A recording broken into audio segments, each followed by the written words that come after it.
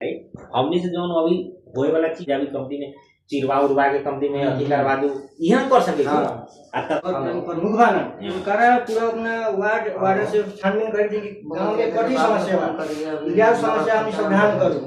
आज हमने की समस्या हम जन अपनी के समस्या दिले बारी एगो तो समस्या बा मुखिया जी देही ना हमरे गांव के बा 36 महीना से समस्या बा और हमर घर पर नाला पूरा उपट गेल बा कल पर पानी रहले नाला भी खत्म हो रहा टूट भी रहा बा। एगो समस्या कथी बा 6 वर्ष के बनल नाला संचालन नहीं के वो गांव में प्रतिनिधि नहीं के नगर प्रमुख के प्रतिनिधि तो बात समस्या काहे है करेगा उ नाला 6 वर्ष से ना 8-9 वर्ष पिछला चुनाव से बहुत पहले गई लगभग 9 वर्ष के नाला आज तक संचालन काहे न होला आज ई समस्या हम आज 6-7 वर्ष के बाद लेके आवे छी। मतलब ठीक है हमनी के नगर प्रमुख कहाँ रहे प्रशासकीय अधिकृत लंबारी बौद्ध में नगर पालिका के प्रमुख हाकिम लम मिति 2082 12 को महीना 1 गते श्रीमान नगर प्रमुख जी श्री बौद्धिमय नगर पालिका कार्यालय बौद्धिमय नगर पालिका रौतहट विषय वार्ड नंबर 1 देखि वार्ड नंबर 9 सम्म लामखुट्टे नियन्त्रण सम्बन्धमा महोदय उपरोक्त विषयमा म बौद्धिमय नापा वार्ड नंबर 4 को सचेत युवाको तर्फबाट यो निवेदन पेश गर्दछु।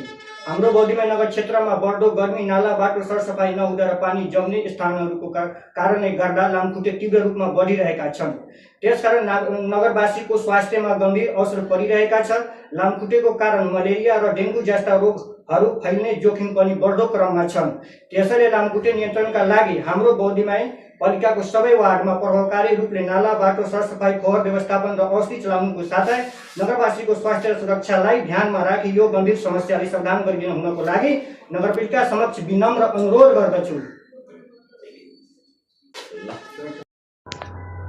श्रीमान नगर प्रमुख जी श्री बौद्धिमय नगरपालिका कार्यालय बौद्धिमय नगरपालिका रौतहट मिति 2082 12 को महीना 1 गते विषय नाला व्यवस्थित तथा सरसफाई सम्बन्धमा महोदय उपयुक्त विषयमा म बौद्धिमय नापा 4 को सचेत युवाको तर्फबाट यो निवेदन पेश गर्दछु। हाम्रो बौद्धिमय नापा वार्ड नम्बर 4 मा व्यवस्थित नाला तथा सरसफाई अभावका कारण सामान्य वर्षा हुँदा पनि पानी जम्ने बाटो हिलामे हुने र बस्ती डुबानमा पर्ने समस्या विकराल बन्दै गएका छन् र दुर्गन्ध फैल्नुका साथै लामखुट्टेको प्रकोप बढेर जनस्वास्थ्यमा गम्भीर असर परिरहेका छन्।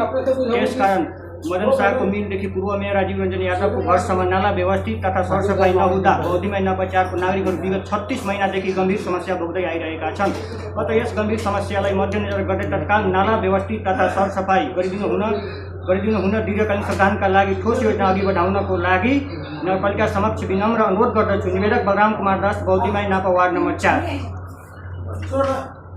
नाला सञ्चालन तथा पानी निकास सम्बन्धमा महोदय उपरोक्त विषयमा म बौद्धिमय नापा वार्ड नम्बर 4 को सचेत युवाको तर्फबाट यो निवेदन पेश गर्दछु। हाम्रो बौद्धिमय नापा वार्ड नम्बर 4 मा व्यवस्थित जल तथा नाला अभावका कारण सामान्य अवस्था हुँदा पनि पानी जम्ने बाटो हिलामे हुने र बस्ती डुबानमा पर्ने समस्या विकराल बन्दै गएका छन्। त्यसकारण जयराम शाहको मेडिकल पसलदेखि छोटेलाल गुप्ताको मेडिकल पसलसम्म दुईतर्फी नाला सञ्चालन नहुँदा र पानी निकासको उचित प्रबन्ध नहुँदा बौद्धिमय नापा 4 को नागरिकहरू विगतदेखि नै गम्भीर समस्या भोग्दै आइरहेका छन्। अत यस गम्भीर समस्यालाई मध्यनजर गरेर तत्काल नाला सञ्चालन र पानीको सहज निकास व्यवस्था मिलाइदिनु हुन र दीर्घकालीन समाधानका लागि ठोस योजना अघि बढाउन हुनको लागि नगरपालिका समक्ष विनम्र अनुरोध गर्दछु। निवेदक बलराम कुमार दास बौद्धिमय नापा 4।